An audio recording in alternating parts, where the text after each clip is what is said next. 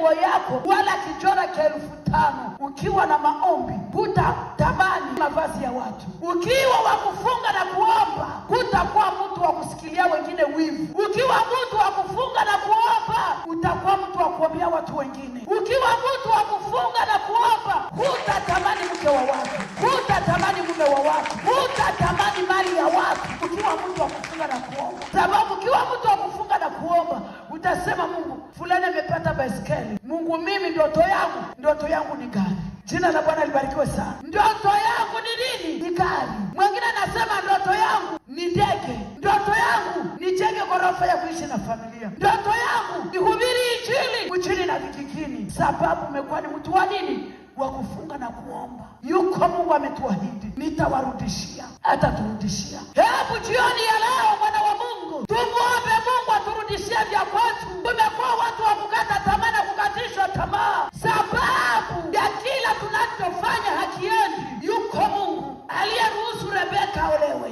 Yuko Mungu aliyeruhusu nibariki dua nikiwa sina viganja vya mikono. Kabla mwezi huu haujaisha, Mungu akurudishia mchumba wako na mfunge harusi kwa jina la Yesu Kristo. Yuko Mungu aliyekupa Sara mtoto akurudishie wale wote uliozana wakafariki. Mungu akupe mara 2 ya wale na waishi na wamtumikie Mungu kwa jina la Yesu Kristo. Ulikuwa hauombi tena, Mungu akurudishie tena kuomba. Ulikuwa hauingii tena kanisani, Mungu akurudishie tena kuingia kanisani. Ulikuwa umekosewa hata vifaa vya kukamilisha nyumba yako.